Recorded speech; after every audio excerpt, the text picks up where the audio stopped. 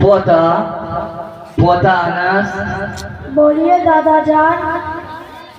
पोता अनस, तुम्हारे छोटे चाचू की शादी झगड़ू मियाँ के बेटी से तय कर दी है।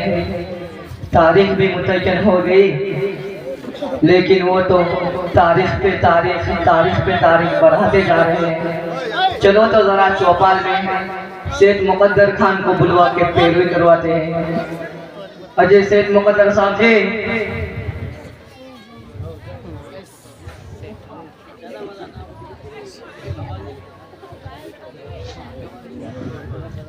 अस्सलाम वालेकुम जुम्मन भाई। वालेकुम अस्सलाम। कैसे कैसे याद फरमाए, बताए क्या हाल है? मैं अपना हाल क्या सुनाऊं सेठ जी, मेरी तकदीर तो ठिठिया गई। स्टील प्लेन के नौकरी छोड़कर काश्तकारी में पिल गया, खेत खलियान में लग गया, लेकिन इसी काश्तकारी से अपने बाल बच्चों को पढ़ाया लिखाया। 3 बेटियां हुई, एक का नाम अराइतल्लज़ी, दूसरी का नाम सिरातल्लज़ी और तीसरी का नाम तबारकल्लज़ी। जमीन जायदाद बेच बाच के तीनों बेटी की शादी कर दी। 3 बेटे हैं, एक का नाम मिस्टर बाबू, दूसरे का नाम लल्लू बाबू और तीसरे का नाम खद्दर बाबू।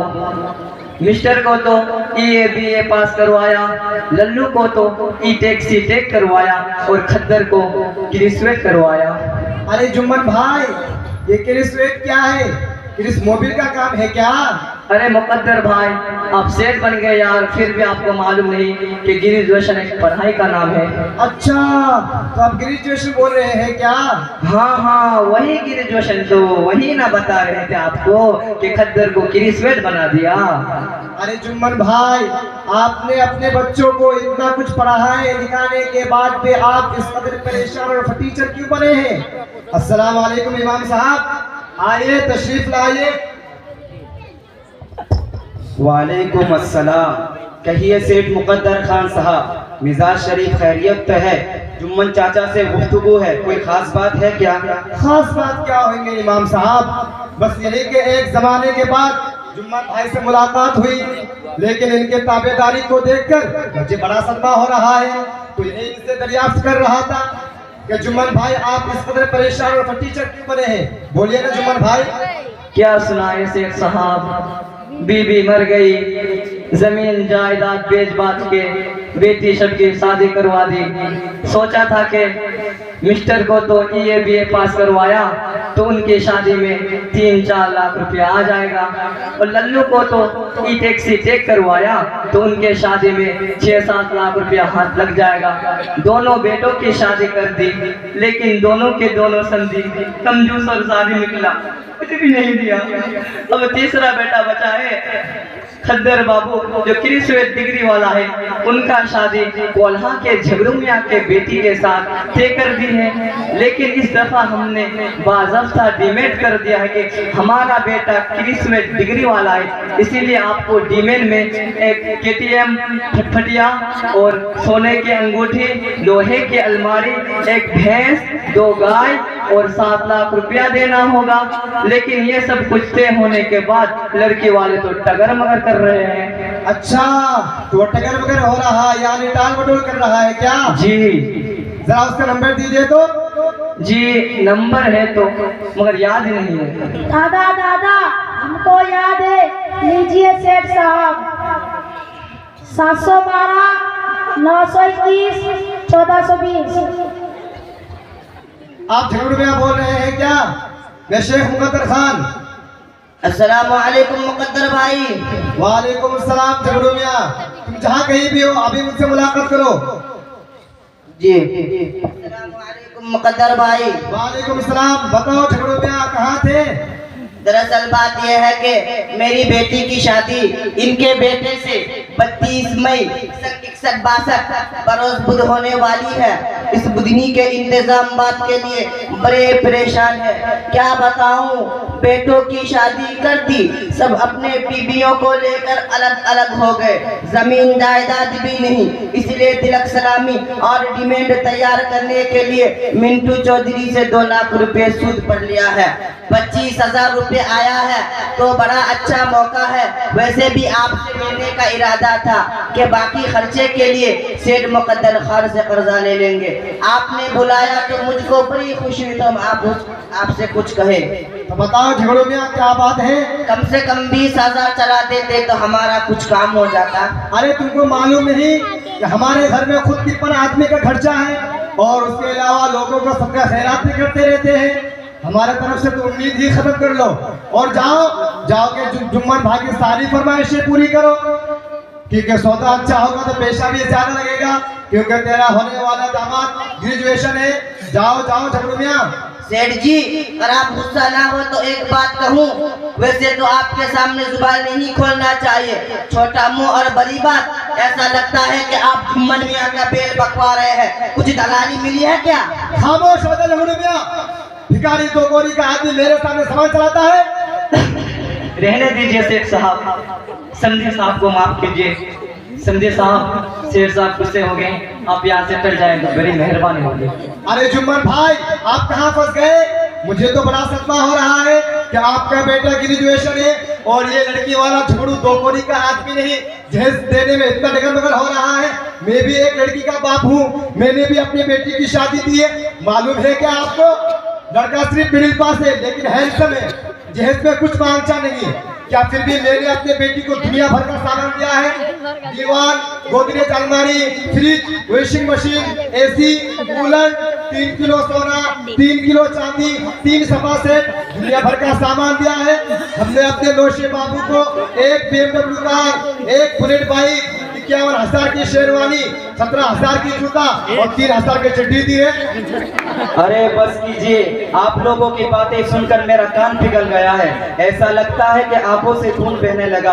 तौबा, अस्तगफिरुल्लाह, अस्तगफिरुल्लाह। क्या हुआ इमाम साहब? अजीज सेठ पढ़ रहे हैं। अजीज सेठ मुकद्दर खान साहब, आपकी बात ठीक है। अल्लाह ताला ने आपको नवाजा है तो खुशी से अपने बेटी को जहेज में आपने बहुत कुछ दिया है। ये सुन्नत भी है, क्योंकि हुजूर सल्लल्लाहु अलैहि वसल्लम ने भी प्यारी बेटी हजरत फातिमा को जहेज दिया था। दादा जान, एक दफा दारुल उलूम सिराजिया में हमारे उस्ताद हजरत मुफ्ती साहब क्लास में फरमा रहे थे कि इस जमाने में लड़का वाला तिलक सलामी और जहेज की मुतालबा करके लड़की वालों पर जुल्म तो करते हैं, लेकिन बाज लड़की वाला भी सनक जाता है। ये झूठी शोहरत और नामवारी के लिए इतना फजूल खर्च करते हैं कि दूसरे बेचारे गरीब मिस्कीन उसको देखकर बहुत अफसोस करते हैं। इतनी गरीबी को पूछते हैं, अल्लाह के नाशुक्री पर आमादा हो जाती है। खामोश हो जा, एक बित्ते का है नहीं और लंबी लंबी बातें करने लगा है। चुप रहिए इमाम साहब। बड़े यार फारसा समझाने वाले दूसरे को समझाते और अपने को घूस खाते। हम क्या नहीं जानते कि आप अपने अपने बेटों की शादी कर दी, क्या जहेज नहीं लिया? ये लड़की वालों पर जुल्म नहीं तो क्या है? हम क्या नहीं जानते कि आपका बेटा ना ये पास है, ना बीए पास है, ना ईटेक सीटेक है, फिर भी आपने जहेज में एक KTM बाइक लिया है, फ्रिज लिया है, सोफा सेट लिया है, गोदरेज अलमारी की फरमाइश करके जबरदस्ती जहेज वसूल किया है। और अभी अभी आपके बेटे को नून चका में भैंस नहीं दिया है तो आप लड़की वालों को रोजाना धमकाते रहते हैं।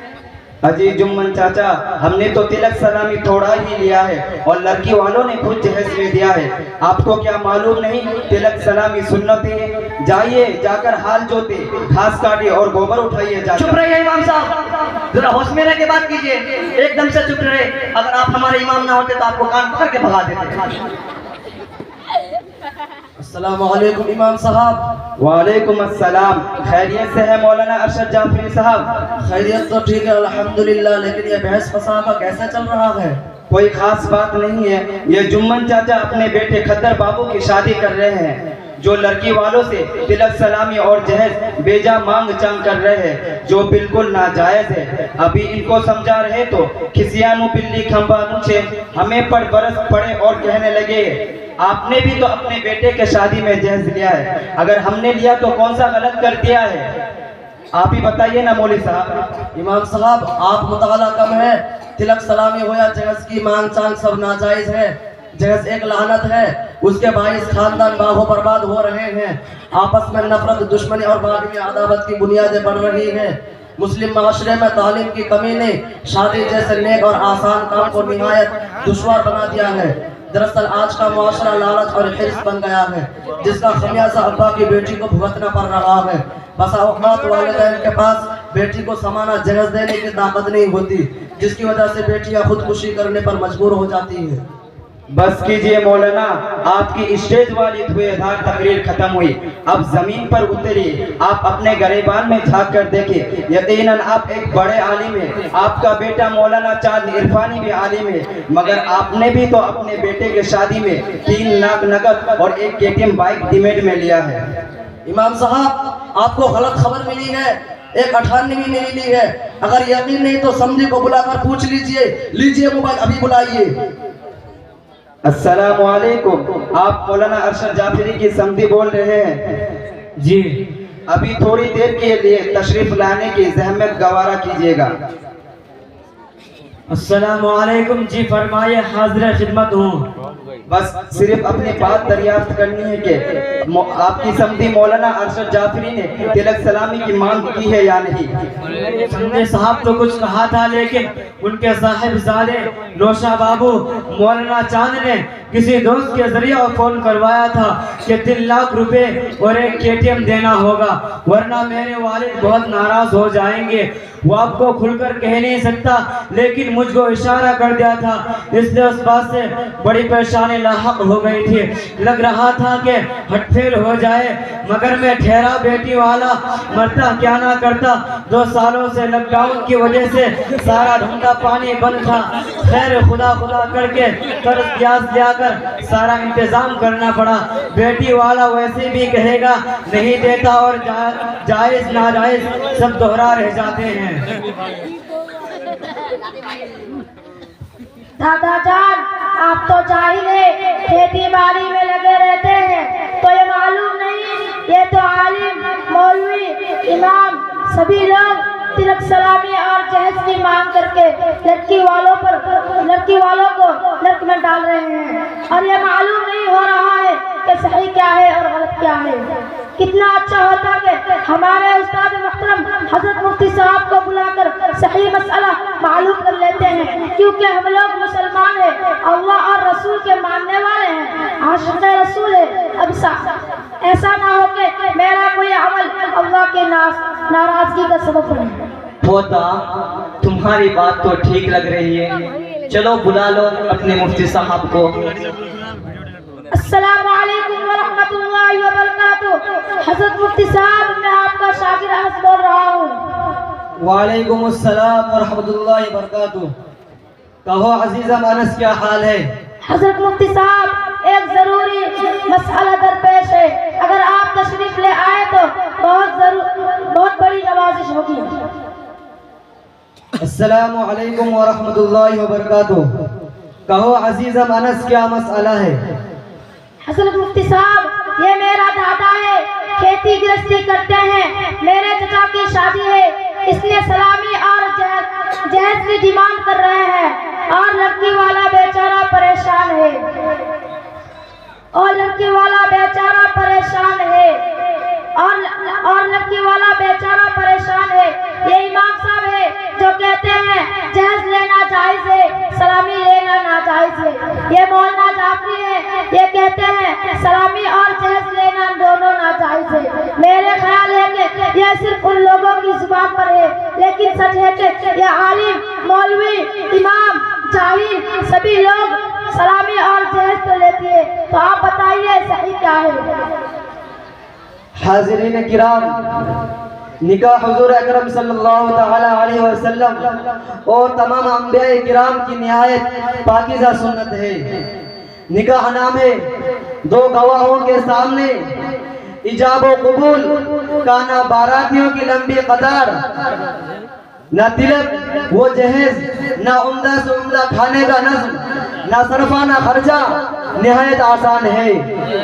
निकाह की सुन्नत हुजूर अकरम सल्लल्लाहु ताला अलैहि वसल्लम ने फरमाया वो निकाह सबसे ज्यादा बाबरकत है जिसमें इखराजात कम से कम। जहाँ तक सवाल है मरवाजन सलामी और जहेज का तो महज एक रस्म है, शरीयत में इसकी कोई हकीकत नहीं। अजी सेठ, अजी मुफ्ती साहब, आप तो जहेज के भी रस्म को बिदात बता रहे हैं, हालांकि ये तो सुन्नत है। आका मदनी सल्लल्लाहु अलैहि वसल्लम ने भी प्यारी बेटी हजरत फातिमा को दिया था। खामोश रहिए, आप ही जैसे मौलवी मौलानाओं ने आवाम का दिमाग खराब कर रखा है और जहेज को सुन्नत नबी करार देकर पूरे मुआशरे को तबाह व बर्बाद कर रहे हैं। ये सरासर आप जैसे लोगों की गलत फहमी है कि जहेज सुन्नत नबी है। रसूलुल्लाह सल्लल्लाहु ताला अलैहि वसल्लम ने कतई जहेज नहीं दिया है और जो कुछ दिया है वो तो हजरत अली रज़ियल्लाहु ताला अन्हु की मेहर की रकम ज़रा बेचकर घरेलू आशिया का नज़म करवाया है। सीरत का मुताला कीजिए और ज़हनो दिमाग से जहेज का कीड़ा निकाल कर बाहर कीजिए। बहरहाल मैं अर्ज कर रहा था कि तिलक सलामी और जहेज शरअन किसी भी तौर से जायज नहीं है। कुतुब फिक़ा और फतवे से जाहिर है कि लड़के या लड़की वालों से लेन देन करना हराम है। इब्न हज़्म अंदलुसी ने अपनी किताब अल मुहल्ला में लिखा है कि लड़के इब्न हज़्म अंदलुसी ने अपनी किताब अल मुहल्ला में लिखा है कि लड़की को इस बात पर मजबूर करना जायज नहीं कि वो शहर के पास जहेज लेकर आए। हदीस पाक में है कि जहेज लेना देना हराम और नाजायज है। माफ कीजिए मुफ्ती साहब, हम सब भाई को तो जहेज के बारे में कुछ मालूमात नहीं थी। आपने हम सब भाइयों की आंखें खोल दी।